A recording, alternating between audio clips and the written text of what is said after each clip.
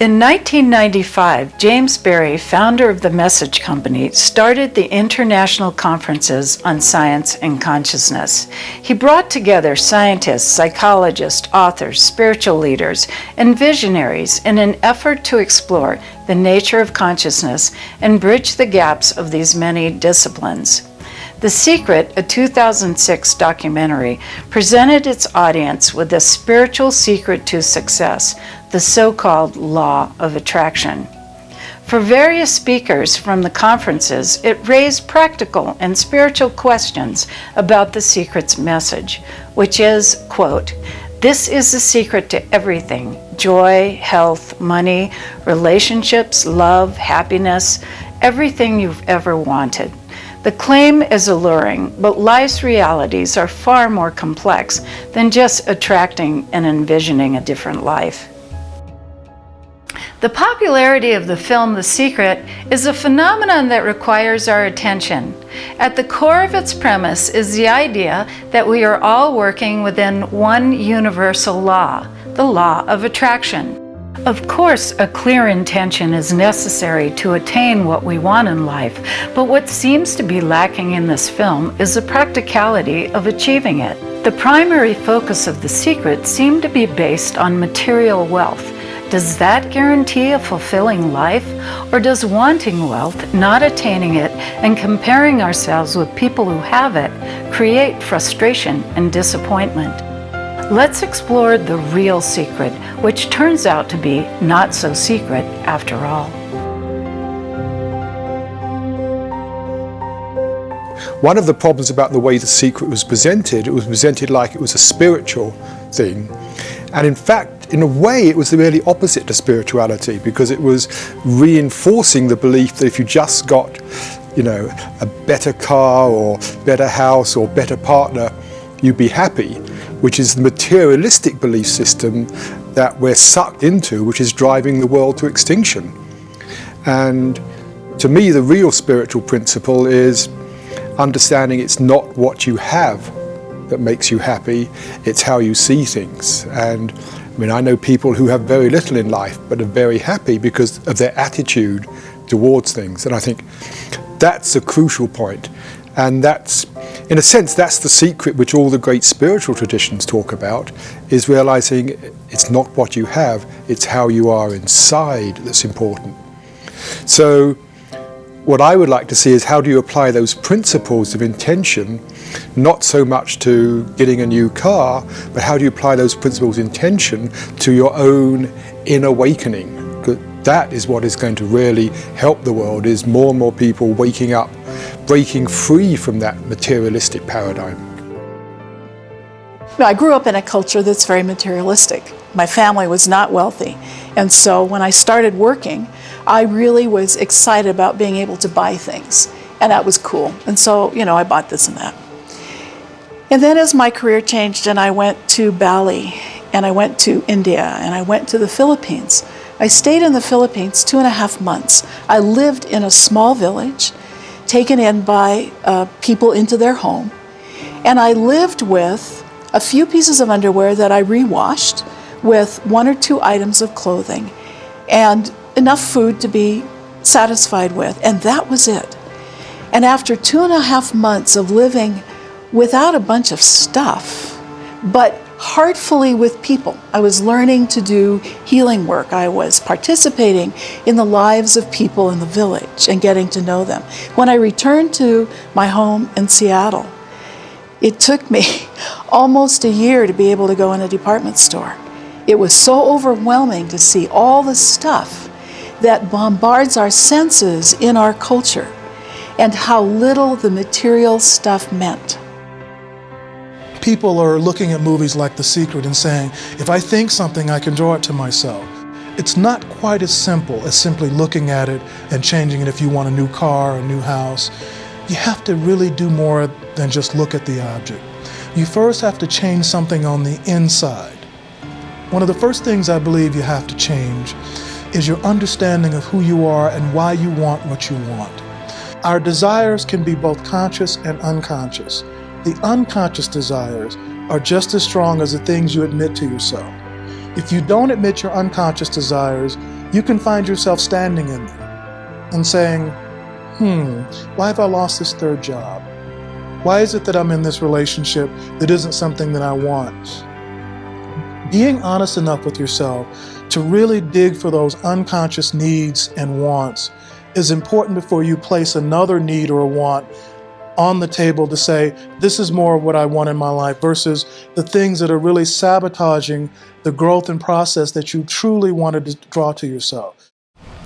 I want to state as clearly as I can, this is not a world of equal opportunity, but it is a world of equal possibility. And there's an immense difference between the two. The idea of equal opportunity sows into people's minds nothing but a comparative regret or resentment when the conditions they're born into don't have the chance of ever becoming what they imagine they're supposed to be. But every one of us is born with equal possibilities in terms of discovering our true purpose in this life, and in that purpose finding the peace and fulfillment that those who believe they have opportunity and succeed taking it don't find when they get there. So yes, we attract into our lives the conditions that are meant to help us discover ourselves. And anything that we try to attract into our life that isn't for the purpose of self-discovery is self-deception. Because then we become identified with whatever it is that we think we've found, believe we've found the source of peace for ourselves, freedom, and then we become the slave of the creation instead of a servant of creation as we're intended to be. So much spirituality today is dedicated to this idea of creating a host of positive images filled with an idea of a limitless life, when if we don't address directly, consciously, our present limitations, then we will never know what possibilities there are for us, because we'll be in la-la land instead of doing the work in the real world. We have to be careful what we wish for, what we attract. There's a line that always struck me from A Course in Miracles is, we do not know our own best interest. We think we do. And what is the mind that's wishing for whatever it is, car, house, relationship, more money, whatever? Is this what we really need? Is this really going to help us? And I think we all know at times how we've wished for something, we've got it, and then realized, whoops, I didn't actually think this through clearly. Do I really need this? According to The Secret, if you are in alignment, and maybe it's alignment that's the tricky part, then you too will attract a multi-million-dollar house into your life. Sounds easy. The question is, what does alignment mean, and how do you know you're aligned? To me, well, in a physical sense, it's obvious, very simple. We have a notion of what we mean by something lining up. It's literally in the same line, and then we can check it. The question is, to what extent are we emotionally aligned, or mentally aligned, or spiritually aligned? Well, you have to therefore have some idea of what the line is, and then have some way of checking that you're in line with the line. And that requires that we have some knowledge and wisdom about where we are. But usually when we are, quote, aligned, what happens? Things can be in balance, there's less conflict, things can be more in synchrony, things can be more in flow. So I do think, quote, the physics of alignment helps us to understand, I think, the psychology or the spiritual nature of alignment. I have a personal sense for myself that I would call alignment. And it's a sense that something larger than myself is present. I experience a sense of awareness of my surroundings. I'm not just linked in my head, walking from here to there with the agenda about what's happening next. And that awareness brings a sense of appreciation for the environment, for the flowers, for whoever is around, the person. I also have a sense of a deep hum inside that oftentimes is a sense of joyousness. And one could call that oneness or union, whatever it is. And in that place is how I would describe for myself a sense of alignment. Now, whether or not I'm more able to produce what I want in my life, when I'm aligned, or when I'm jogged by something negative, it's all part of the weaving and pattern of life. We all have to deal with that. So I enjoy the sense of alignment with all the goodness. I also know that my life has a broad spectrum, which includes some things that aren't so much fun. And they don't all feel just wonderful. But it doesn't mean that I've lost the connection with the universe or with a divine principle. It's all part of the complexity of our life. Yeah, I don't think so much in terms of alignment, because somehow for me that precludes, well, there's the idea there's something to be in alignment with. And for me, it's, am I just still in myself? Am I centered in myself? Am I in touch with myself, rather than caught up with all the worry, the anxiety, have I got enough, the doing, what's going to happen, did I do the right thing? And I would say, rather than saying that takes me out of alignment, I would say that takes me out of myself and puts me into what I call a disturbed mode of consciousness, where I'm in this sort of frazzled state. So for me, it's about how do I get back in terms of being in touch with my essence, which is really being in a relaxed mode of consciousness. And what I found is that when I'm in a relaxed mode, synchronicity happens. And really a lot of this talk is about synchronicity, is about how do we manifest synchronicity in our lives. And synchronicity is this Jung's idea that coincidences happen. And I found several things. Firstly, that synchronicity is a reflection of where my own consciousness is. If I'm relaxed, centered, clear, then magic seems to happen in the world. So that's the first thing. It's a reflection of my inner state. So I can encourage synchronicity by actually relaxing myself, being more awake inside. The second thing that's clear is that synchronicity nearly always supports your intention. So being clear on your intention is really useful. I think that's the bit The Secret is talking about. If you're clear on your intention, it almost gives the universe something to work with and know how to support you. I spent a lot of time with the Maharishi back in the 60s and 70s, and he was the teacher of TM. And one interesting thing that always struck me, whenever he was asking how your meditation was doing, when he was trying to see how you're doing in the practice, he was never interested in whether you were seeing angels or white lights or any of that stuff. Or all he was interested in was what he called the support of nature. And he said, when you meditate, you are supporting nature in the most fundamental way possible, because you're stepping out of the ego mind, you're getting back into the flow, you're in a natural state of consciousness, and that's what nature wants, is for you to be in that state of consciousness rather than this very materialistic wanting state of consciousness we get caught up in. And he said, when you do that, you support nature in the most fundamental way, and nature returns the favor by supporting you. So the three principles for me are: one, to be centered; two, to have a clear intention; and then to be just engaging in the world without attachment. If I want something to happen, curiously enough, the wanting sometimes gets in the way. It's really interesting to contemplate the notion of what is alignment and how do we know when we're aligned. To me, the answer is really pretty simple. The only way we can be aligned is to be in the now. As soon as we lose alignment, our body is in the present moment, the mind is in the past, or the mind is in the future, or the mind is identified with these stories we have about ourselves or about other people. Now we're out of alignment. The sign of alignment for me is always joy. It's just, and the joy is coming kind of like out of the quantum foam, it's arising out of nothingness or fullness. It is not predicated on something that makes me feel joyous. It's a current, it's a living presence. And it just sit down any day, anytime, anywhere that I am. And if my mind is where my body is, the current is there. And the current is more fulfilling than any chemical I've ever taken to have an experience. And it's also quite contagious. So someone sits down next to me when I'm letting that live in me, they get carried into it too. So to me, alignment is nowness. It's mind and body in the same place. It's what you're doing and being without any distance between the doer and the consciousness. Real alignment would be the ability of an individual to participate in life as it's happening.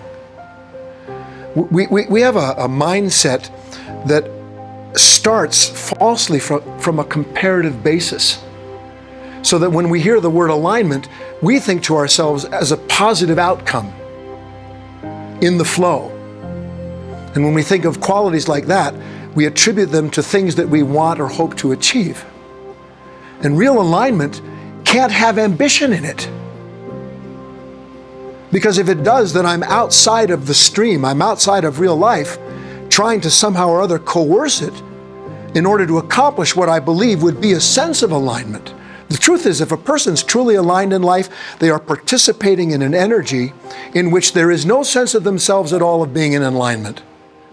Because if you think you're in alignment, you're not. There's you analyzing a picture that was produced in your mind. And everyone, look, who hasn't had a good moment? You know, you have a good moment. You think to yourself, this is great. I'm having a great moment. Well, you're not having a moment anymore. The mind has captured a sensation, produced an image of it, and now you're in a theater called self, going, aren't I grand? I'm aligned with stuff. So real alignment is actually the absence of the self that is trying to achieve something so it can feel aligned.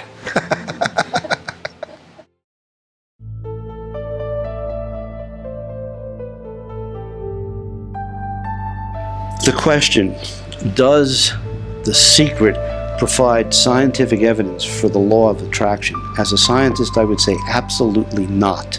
It is not a scientific treatise. It presents no systematic data, and it only presents one particular interpretation of certain phenomena that people experience. It does not seriously consider what alternative interpretations are, even of the people's experiences themselves. And therefore, I would not say that this film should be thought of in any way as a science or proof of its thesis. Having said that, the hypothesis of some sort of a law of attraction is an interesting one. And I say some sort of law of attraction because there's an assumption in the movie The Secret, which I consider to be, from a scientific point of view, utterly fallacious. And that is, there is this idea that if we can imagine some possibility, and this possibility in most cases in that movie happened to be very selfishly saying to what an individual wants for themselves, then somehow all you have to do is to imagine this possibility with great intention, and therefore it will be attracted to you. It makes an assumption that just because you can imagine a possibility and you can wish for a possibility, anything could happen. But think about what if that was really true? What if every single person could learn, quote, The Secret, and then could imagine whatever it is that they, I will put in quotes, selfishly wanted, without a larger concern for the total community of that which, if there was a secret, should be what the secret would be applied to. I'm not a physicist, I'm a biophysicist, so the physics I studied applied to living systems. And the fine details of quantum physics I certainly appreciate, but I'm not an expert in them. So the law of attraction, is it indeed truly scientifically clearly based as a law that we can work with outside of quantum physics in our everyday life? My own personal experience is that when I'm very positive, I create things, and I'm pretty good at that. And there are times when stuff happens that make me sad or angry, and I need to deal with those emotions as pure human emotions and not negate them. They don't stop the creativity in my life. They may stop me to think about where I'm going, what I'm doing, and to consider it well. So much of The Secret is focused on material wealth. The real secret to leading a rich and fulfilling life is much more complicated than accumulating wealth. Guy Finley, the author of 7 Characteristics of Higher Consciousness, says the whole idea of materiality as a path to spirituality has already proven a failed model. In many instances, I call it the tail wagging the dog, where you see forms of spirituality that are so grossly reduced so that the masses can find a way to get their hands around it. The problem is that the whole idea of materiality as a path to spirituality is already proven as a failed model. It doesn't work. And so when you, for the purpose of profit, lead individuals to believe that they can enhance or fulfill their lives, find more peace, love, or contentment through the acquisition of possessions, power, praise, any of those qualities, what you're doing is a great misjustice to the individuals that you're giving that material to, except for one thing, and this is where I find the greatest hope. I believe that the universe is actually set up to help us succeed in discovering the truth of ourselves. I think the light, the intelligence that fabricated this, it is self-organizing. And I believe that it is never-endingly producing lessons in the form of showing us that peace isn't something we create, love isn't something we manifest, happiness is not something that we go and put together in a situation. These conditions pre-existed this thing called a human being. And the human being, through a process of realizing discontentment and that this didn't do it and that doesn't work, literally realizes, okay, that path failed, so by not this and not that, we actually come upon what's possible for ourselves. The more we attribute what is possible for ourselves through forms such as possessions and the other things that people try to attract to themselves, the more a person runs into limitation, not limitlessness. And the idea of being able to attract into our lives what is going to bring us contentment and peace and allow us to be decent to one another, it's the antithesis of that. Because the more I believe that my sense of self is predicated on something I have to have, the more I fear you're going to take it or someone's going to interfere with it, that then puts me in a position to have to try to control things, which is the antithesis of fulfillment. It's the basis of fear. Focusing on becoming wealthy or focusing on great beauty or focusing on 15 different lovers, it doesn't make people happy. I think focusing on love. Love is the desire to do good to others. And when I read that, I understood for the first time what love is. Love is not liking. See, I think personally, the single greatest drive of the human being is to nurture other people. Now, if you were not nurtured adequately as a child, if you were abused or abandoned or felt abused or abandoned, then you need a lot of nurturing. Unless you fulfill the need to help other people, because that's what nurturing really is, I think you'll never be happy. Nurturing brings happiness.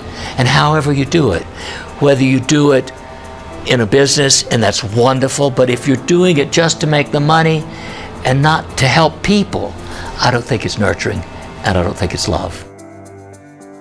Being able to use one's deep, intentional inner powers to bring material things may be satisfying to some. Most people find that that fades very fast. And then they go, okay, so now what? And we begin to dive deeper and deeper into the question, what is the meaning of life? Why am I here? Is it to create a mansion? Is it to be of benefit to others? Is it to generate a book, a movie? What is my calling, my inner meaning as a human being? What is the highest good that I can do? Yet the secret does offer the power of positive thought. And positive thought forms our intentions, and our intentions translate into manifested reality. There's no doubt about the power of our intention, but the problem is that there are other powers at work, particularly in the lives of people who are victims of war, violence, poverty, or illness. Is everyone 100% responsible for creating their own reality? No. It is irresponsible and oversimplified to say that they are creating their own reality and that they attract these horrendous conditions into their lives. There's a mystery to the suffering of human beings, and it is something that happens across the world. And I have a story about that touched me, that opened my heart. I think I probably used to believe that people brought stuff on themselves, or there was some master plan and we're supposed to learn from it, until I went to India. And I walked the streets of both Madras and Bangalore, and there were children who were starving, and their plight touched me so. I can still imagine seeing them. And I thought, there is nothing that would create this kind of punishment for them. And it broke my heart open for their situation. It's so overwhelming that anyone would ask, what could I do to help? And to numb one's mind out with, it's simply their karma, or there's some big lesson for somebody to learn here, just didn't cut it. So there's again a mystery for me in this huge question. Why do things happen that are tragic to us? And I don't know the answer. My response is, what can I do to assist, to help? Is there something I can do? And to stay out of making an easy sort of judgment that would say, well, here's the reason, and therefore I'm off the hook. I don't have to be a member of this global community and do anything. Many people believe we're here to learn lessons. And I looked at that for years, and I looked around my life and went, okay, so what are the lessons? And I suddenly said, I don't believe that anymore. I do not believe that my consciousness came into a body to learn a lesson. It's too harsh of my experience with the presence of the divine. I think we're here to discover who we are and to connect with whatever that universal spirit of creativity is. And my experience of that is it is luminous, it is blissful, it is compassionate. And therefore, I learn lessons, but I don't frame what my life is about or what people's lives who touch mine who are seriously ill. Because I work as a healer with these people. I don't say to them, well, what lesson have you learned today? It's a cruel thing to do. And so I use the measure of compassion when I'm talking about these things. And many times, yeah, we learn lessons, but it's not the reason it happens. One of the things that I felt was somewhat irresponsible in the way it was presented was the idea that this always applies. You know, if your intention is right, good things will happen. If your intention is bad, that's why bad things happen. And so every bad thing that happens to you is because your intention wasn't pure, you weren't tuned in, you weren't aligned. I don't think it's nearly as simple as that. I think there is life, and in life, good things happen and bad things happen. And most of those things probably are nothing to do with our intention. I mean, people suffering in Darfur, people flooded out in Bangladesh, this sort of stuff, this is the bad stuff that happens. So I think the intention stuff is a tiny modification in our lives. There's good stuff happening, bad stuff happening, and the intention maybe just shifts it a bit. But I think it's very irresponsible to actually say that if someone's really suffering because they're hungry or flooded out or they're in a war zone and their family's been shot, to say that's because they didn't have a good intention is, I mean, I haven't got the right words, but it's totally irresponsible and naive. As a scientist and as a human being, I think we have the capability to learn from everyone and everything. And this includes, for example, that a tragedy that happens to one person can serve as a lesson and potentially a warning for us. Okay? Having said that, that doesn't therefore mean that we should jump from that observation to the conclusion that the universe is designed in such a way that people can have tremendous adversity applying to them so that we can, quote, selfishly benefit from their problems. I do think that there is a purpose to suffering, in the context of a system. Because, for example, if we as individuals, let's say, didn't have pain receptors, and we didn't have the capacity to experience pain in our physical bodies, we'd engage in all kinds of actions that would injure ourselves and also injure others. So there, built into us, is the capacity, for example, for physical pain, which is actually a protective mechanism. So from a systems point of view, from a feedback point of view, be it within us or between us, the idea that, quote, suffering or pain or depression can have some higher purpose, I think that can be true, and at the same time, not therefore come to the conclusion of, thank you for you having your pain so I don't have to have mine. I think that the jump to that conclusion is neither logically justified, nor is it necessarily empirically correct. Although we know our thoughts are powerful, the secret obviously is trying to answer the age-old question of why some people are more powerful than others. Are we really supposed to believe it's because the powerful know about the secret and we don't? Do we have secret unknown powers? Jesus, Buddha, Ramana Maharshi certainly made no secret about the power of self-knowledge. And with self-knowledge comes conscious awareness. When you are consciously aware, you are able to choose how you want to react to the world around you. Crucial to all of this is how we see things. I think this is part of the age-old wisdom, is that we can change our perception. And I mean, an example I often use when I'm working with business people, because it really gets it across, is, you know, how many people get stressed by being in a traffic jam, and most people say, yep, it makes me stressed. I then point out being in a traffic jam is actually the least stressful part of driving. You haven't got to control a car, you've got nobody coming at you, no problems, you can sit back and relax. If you're stressed, it's because of what your mind is telling you about what's going to happen when you're late, wherever it is. And somebody else could be sitting in exactly the same situation and saying, hey, this is wonderful, I've got a chance to sit back, I can close my eyes, I've got no email, no computers beeping at me. The difference is purely in how they're looking at it, the frame of reference. And I think this is where intention can be very important.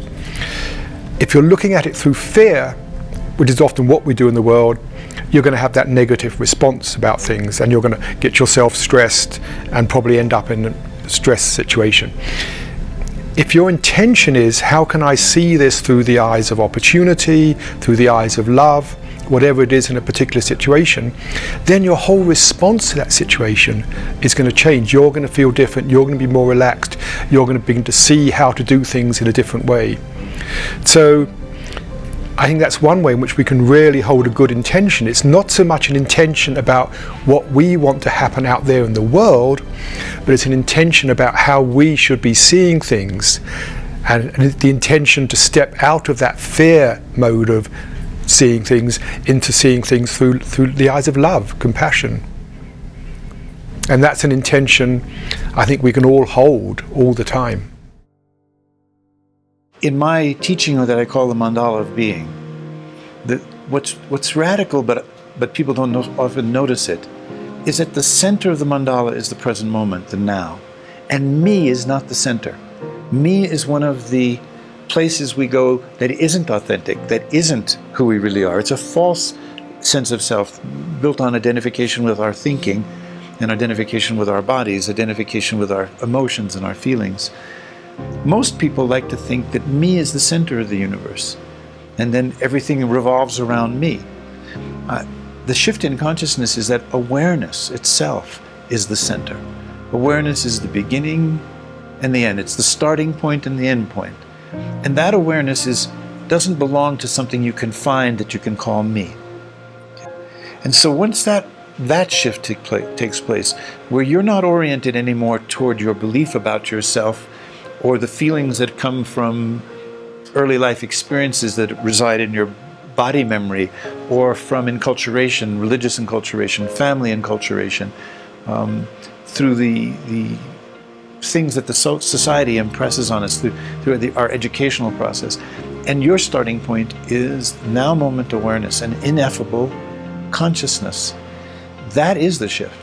And what that allows us to do is to become students of ourselves. It's the beginning of true self-knowledge. And because that part of ourselves is not something anyone ever can find, and we only can use words to talk about it with the understanding that we're using those words to point, but not to create an object, not to objectify something that is the true self. The true self is not an object. It's not male, it's not female, it's not young, it's not old, it has no age, it is not born, it does not die. Therefore, it accompanies the life that we live, the body that we have, with the exact same capacity all the way through to the end of our lives. This transition in consciousness is not some great miracle. It's been going on for thousands of years. Certainly Buddha had that experience, and that's why he left such a powerful legacy. I would suspect maybe Jesus did, but you won't find Jesus that's had that awakening if you read the Synoptic Gospels, the approved Gospels. You have to go to the Gnostic Gospels, such as the Gospel according to Thomas, where here you hear a man who says, I will make a man so he's not a man, or a woman so she's not a woman, they shall be a single one. Or where he says, a man old in years will not hesitate to take lesson from a child of 7 days, and they shall know the kingdom. Or where he says, I'll make a hand where there was an idea of a hand, or an ear where there was a concept of an ear. And when the mind no longer is distanced through thought from the thing that it is experiencing, Jesus is obviously talking about the state of consciousness that I'm talking about. When I was 14 years old, I read Man's Search for Meaning by Viktor Frankl. And Viktor Frankl was a Jewish doctor, a psychiatrist, who was imprisoned by the Nazis in World War II, locked up in a concentration camp. The world as he knew it, the society that he grew up with, was destroyed. He was separated from his family. He was put in the most dehumanizing conditions imaginable. Branded, shaved, and put in a slave labor camp. And in the midst of this most horrific circumstance, Viktor Frankl had what amounts to an enlightenment experience. He said, all of my external freedoms can be taken from me. But the one thing that cannot be taken from me is my inner freedom to choose how I respond to my experience. He said, and I choose to find a reason to continue living. And the reason I choose to continue living is love. Now, this is in the midst of a nightmare, but somehow Frankl became an inspiration not only for the prisoners around him, but even for the guards who were all caught up in this hideous misery. And by putting together scraps of paper he was able to find here and there, he actually wrote this book while he was in the concentration camp. He was eventually liberated and lived into his 90s. But I read that book and it changed my life. I said, I can never reconcile the horror out there. But if Viktor Frankl can choose love in the midst of that, well, maybe if I'm like whining or complaining or whinging and having a problem with my life, I can remember him and I can remember that power. And I can learn to develop that power of my own mind, myself, and bring more love to everything I do. And maybe each of us who has the luxury or the freedom to not be in those horrible circumstances can wake up and remember that power. So I don't know how we change the world or save all these people who are suffering around the world. We have to take every action to be kind that we can, to be generous and to be charitable that we can externally, yes. But internally, recognizing that we have this choice about how we think. That's the real secret.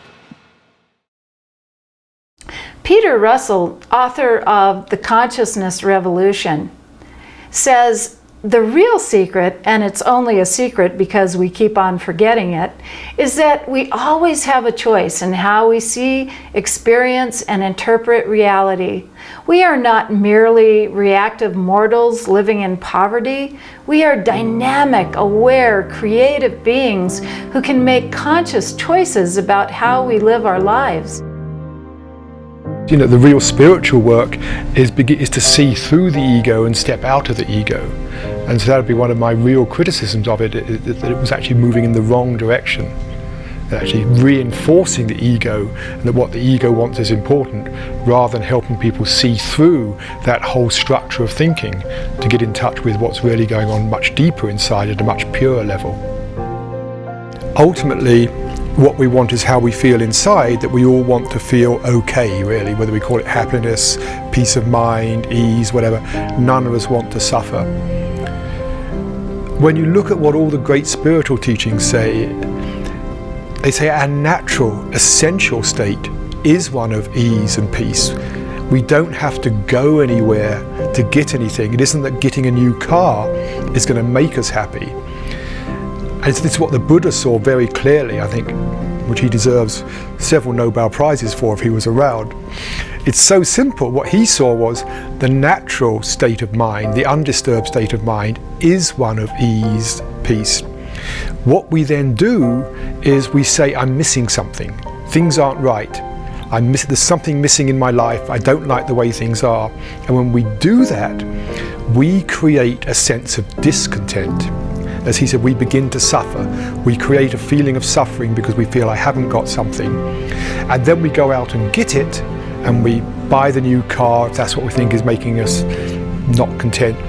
We buy the new car and we feel good. We do feel good for a little while till the effect wears off. And we think, the mistake we make is we think buying the car has made us happy. In fact, when you look at it, what's happened is we've stopped making ourselves discontent for the moment. We created this discontent because we didn't have a new car. We go and get it. We stop making ourselves discontent for a little while, and then we find something else to be discontent, something else that isn't right in our life. And I think that's the real secret. That's the real wisdom that we should be putting out to the world, is realizing that we are creating that discontent, and the best way to resolve that is not by going out trying to get more and more things, which is just destroying the planet, but to look inside ourselves and see what's happening and not fall into that trap of recreating the discontent, and to recognize we are actually fine as we are deep inside.